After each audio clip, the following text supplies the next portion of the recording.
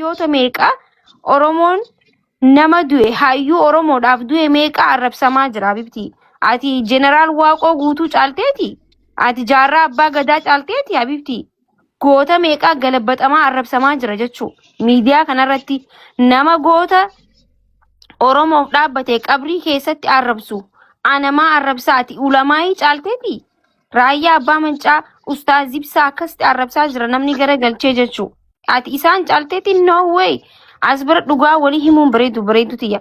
Namni maana arrabsaa yote miidiyaa cuma. Maati dhaggeeffannaa arrabsan miskiinummaa hootiin na arrabsan. Edaaliif naan jedhe yeroo hundi. Wallaa maqaa lubbuun dhaggeeffadhu sittiin hima. Amma akka uummanni kun si arrabsu akka ifittis ilaal namni maana arrabsaa yote namni kakalee kasifaarsu kunu deebi'ee si arrabsaa. Maaliif akkana godhatti nuti isii jaalachaa jirra. Warra nuti isii nuti hedduu baay'isa wayini taphachiisna jechaa jiru hedduutu jira. Namni si jaalata. Daa nutis dahaadha yoo dahummaa ta'e. Namni tujjaarri maal godhaa biyya ofiitii baha Habibti biyya ofiirratti invest godhee biyya ofiirratti fooqii ijaaree biyya ofiirratti waa meeqa godha. Dahaa lijoos siloonan na'u kabaanee biyya namaa keessa shintibeetii dhiqaa jiru Habibti. Hunda rakkoo biyyaa baase kasee arrabsu wayi tujjaarri maal godhaa koomantii jalaa taa'ee nama arrabsaas lan. Tujjaarri dalagaa qabaa tujjaarri maallaqa invest godhaa jireenya isaa invest godhaa.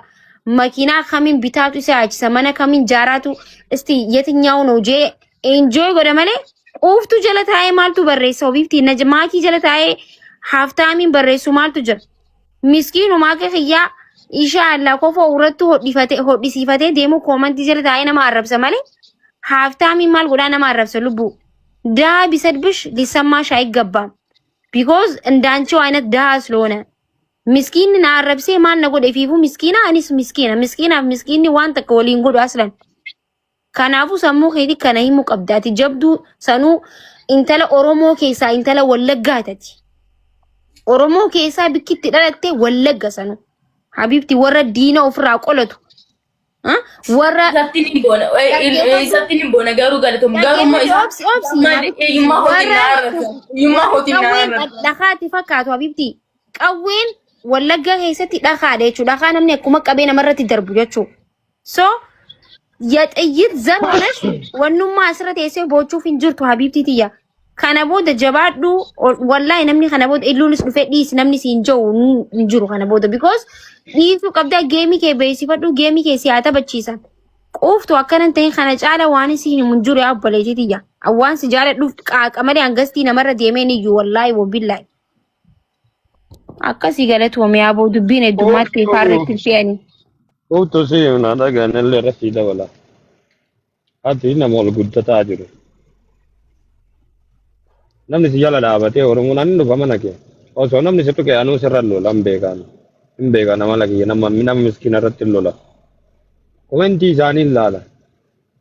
Komentii takkaa malee namni kumni lamaa jiraate guutuun isaa sappoorti si godha. Si deeggara.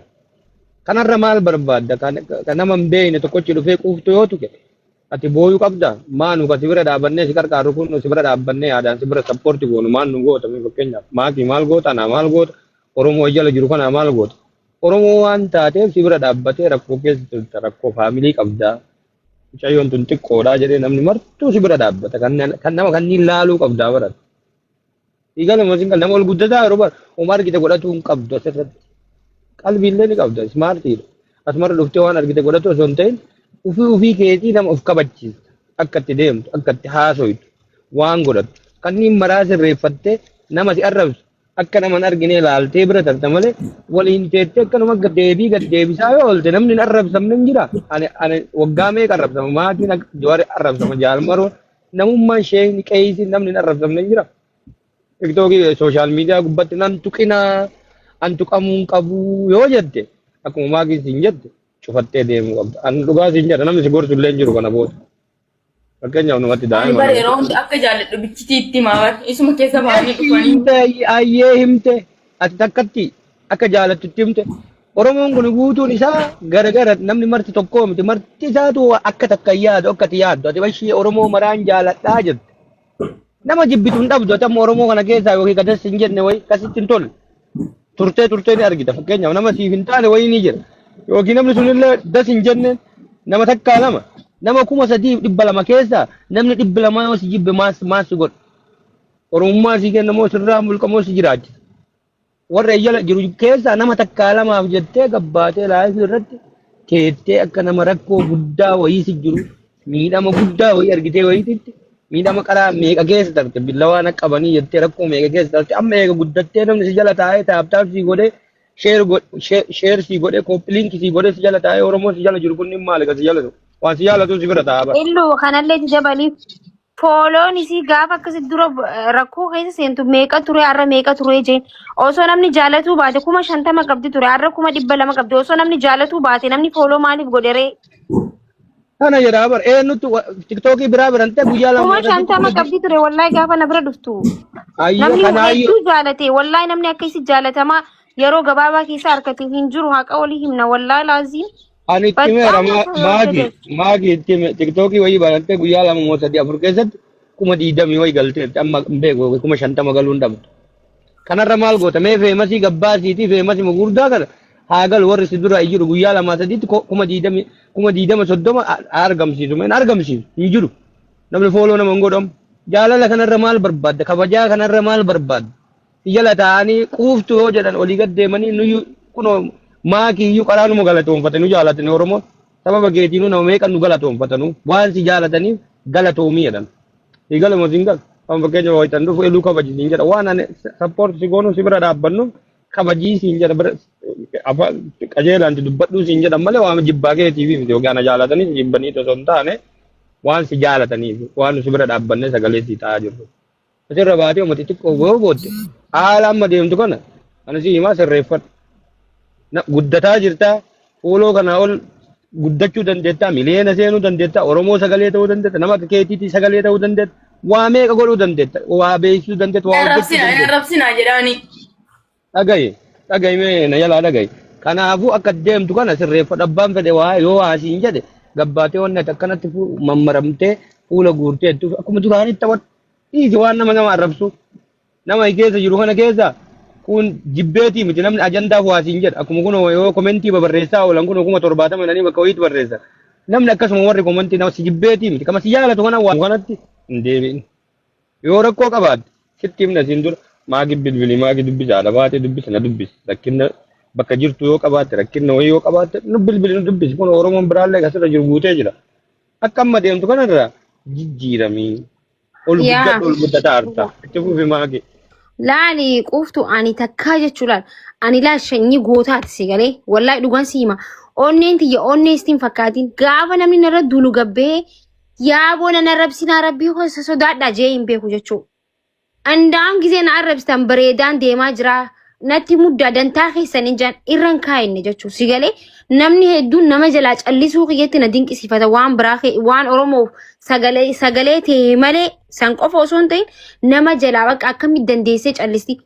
Ati bar nama koomentii jalaa miti aan viidiyoon irra hojjetanii mana irratti bananii viidiyoon aan hin qabne googul keessaa fidanii wanti isii bee jinni isii bee jaanii wanta miidiyaa kana gubbarratti nan goone hundaa'um oromoo keessaa tiktookiin namni akka kiyya jalaa gubate hin jiru miileenaan 700 800 na jalaa gubate namummaan oromoo walitti gurmaahee jechuu tiktookiin irratti gube. Garuu an oromoo hin jibbine because oromoo keessa baalageen ni jirti gaariin hin jirti jee waan hin furadheef malee ammallee oromoo raabdii muran oromoo naarrabse jee oromoo hin jibbine oromoo naarrabse jee oromoof sagalee ta'uu hin dhaabne oromoo naarrabse jee ganda habashatti hin gorre oromoo naarrabse jee akkaataa kiyyarraa hin gorre akkuma kaleessa deemutti hin deema jechuudha. Istiin ammallee naarrabsa rakkoon hin jiru so akkana ta'uu qabdaati. Sigale ganaa namni si arrabsa gisee guddataa jirtu si arrabsa lubbuu biiftuu dheengadda kun arrabsanii miidiyaa irraa baddee boochee hoottu jee anaatu of duuba deebisee rakkoon hin jiru hoottu arrabsamuun numa jirti jeeni jechuudha. Meebi kana caala ganaa mana namni sitti banuu danda'a. Sitti bananii tiktaakii irratti namni mana banatee quuftuun akkana gootee quuftuun akkasi gootee waan ati hin qabne hunda sirra kaa'uu danda'an. Gizee sana ta'uuf ajjeessaa. Ifin ajjeessaa itti agabbaatee gizee akkas godhan. Waan booda dhufuun si himuu jira bar. Gizee sana amma nan akkam gootame. Yee quuftuuti yaa lubbu. Isaan innaa namni tunee dhukeessaan dhufanii namatti barreessan. waan hin taane namaan jedhu. Bulookii maaliif uumame? Maal ammaan arrabsan isaa.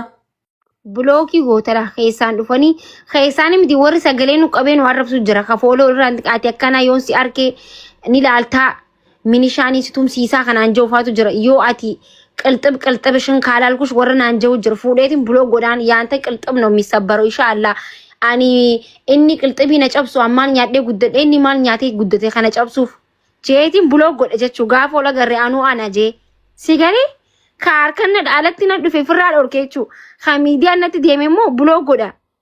Ati Oromoo miti faannaan jedhan yeroo baay'ee. Micoota na ijoollummaa itti jira wallaahi laasima. Wallaahi dhuguma ati Oromoo miti naan jedhan. Yani naadeenii tinnishi yeeyanii birraa birroo dhagee. Wallahi ati ijoollummaa si jira lubbuuti yaa dhagee. Rakkoo hin jiru ati Oromoo miti isaan Oromoo siraa fudhata Oromummaa. Dhiisi bakka ishii qoftu.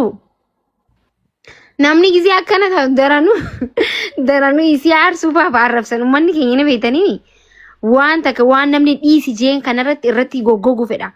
Namni waan ati hin feene tokko jala deema laal namni waan ati dhiiste yoo ati dhiiste gansi dhiisan yoo ati hin dhiisne daranuutu ajandaa bantaafiti yaa qoftuti akkanan jeen ati Oromoollee Oromoodha laalati. Sigalee fuulli keetu Oromoo ta'uu ni beeksisa bar. የፊትሽ አቀማመጥ ራሱ ኦሮሞ መሆኑን እኮ ይናገራል። የአይንሽ መውጣት የከንፈርሽ የአቀማመጥሽ የአነጋገርሽ ዋሜቅ ሀቢብቲ ኦሮሞ ተው ሰኑላል ኦሮሞ አባ ብያ ተው ወንጌኒ ቤሲስታ አካታ ቲቴሴራ ቤሲስታ አካታ ቲቴሴራ ቤሲስቴኒ ናት namni oromoon ta'ee akkas miti bar inna isin biraazin jedhan inna isin deemtanii haa ta'u viidiyoo ofarratti keessaan na arrabsan. Buloo godhi bakka ati amma fooloon kan kee ganaa miileena seenta sigalee ganaa guddattee ilaal Oromoon tun quuftuu teenya bareedduu teenya jaanii akka meeqaas jaalata amma as keessatti meeqaas jaalatu jira wallahi sinta sau nama hedduus jaalata si jaalannaanu fooloo tantee baatii takka keessatti bar 200 seente bar soo namni 200 bar ka waggaa seenaa bar waggatti seenaa bar 200 namni waggattuu kan seenne jira kanama arrabsee 200 harkanne dirqii meeqaan harkatu jira sigalee jaalalaan uummatti haa ta'an si jaalannaanu fooloo sii godhan osoo si jaalatu baatan 50 sanumaan teessee jechuun kuma qabdu sanii ati kanarrattuu baruu qabdalaal nama 3,400 taa'ee silaalu jiru kuni fedhu illuu jalaanaa dhufuu fedhu na jalaanaa dhufuu fedhu jalaanaa dhufu si jaalannaanu ta'an jechuu osoo si jaalatiin maal godhanii ta'anii deemanii waa godhaan jirtu nama arrabsaa hin jirru ajandaa wayitu hin jiru maaliif ta'an jettaayyee namni kun naa deebisimee maaliif taarree namni yoo si jaalatu baate isaan innas hin deemtan na arrabsuuf giseen nuti deemne si arrabsanii wallahi komentii isaanii 70 fa'i bitti isaaniitu mee si arrabsan manatti minishaadhaan poolisiin qabsiisa ayyakam goota hin qabsiisna illoo akkametta illoo hin qabsiisnaayyee hunda isiitu taargaa irra laxafnee karshallee galchina. Yaa milishaa tiktookii uumnee akkasitti sirraa'ee nama akkam goonarre sun. Akkam goonarre akkas goonaayyee gisee nuti deemnee lee si xubbata. Haayee akkam jette amma akkanatti wal taane. Rakkoo miti garuu ana ayyummaa kootiin nan arrabsina ittiin hin qoraan. Ay qoftu hundi yeesaa bar qoftu yee bar hundi amma qiixuun eexaala daahan koomenti miጽፈው ሲጀመር namni koomentu jaaree maamudhaa koomentii barreeffame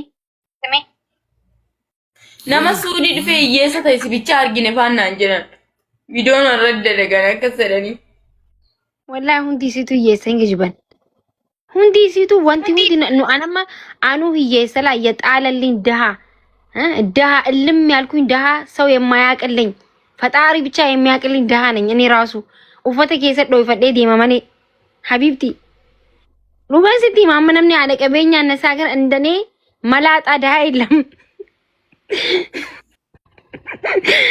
ዱጋንስቲ ማበር ዱጋንሲ ማ ሶ አቲ Ustee warra koomentii jajjabeessee waa barreessu kana jala deemtee fi wanti godhi yaa obboleettii kofataa ishee bakka kana caala maal siimname. Galatooma.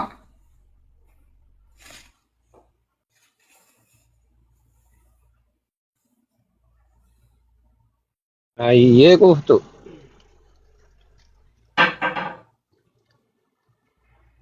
Jabaadhu. Kana booda kan namni oluma deemnee oluma si gorsaa olee namni nutti kofla sii galee. Namni nu maali tanneen jee nutti kofla wallaahi kana booda ofirraa dhiis waan takkallee namni kana booda si taazzaba wallaahi namni quuftuu boo'ichaa siin jaa akka fatiyaa boo'ichaa jaanii maqaa isii madditti idaanii san itti si idaanatillee. Fatiyaan amma gizee hunda waanuma boochuu fi haadha boo'ichaa fatiyaa ta'e naan fatiyaa boochu san jaanii irra maxxansa laal. Atis akkasii maxxansan amma biiftuun takkallee itti maxxansuu deemanii yoo dhiiste dhiisee jee gizee meeqatti hime. Ijoolleen maakiin waa boochinaan jaanu anuu qaanfadhee bar nama keessatti. Taanis achii boochituunis asii araba allaa namni na jajee.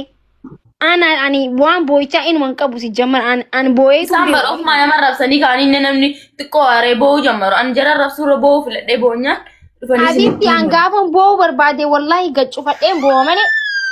Koomenti isaanii Imimmaan kiyyan garsiisu akkam imimmaan kiyyan garsiisu asirra taa'ee yoo akka tasaa miira keessa feeseenaa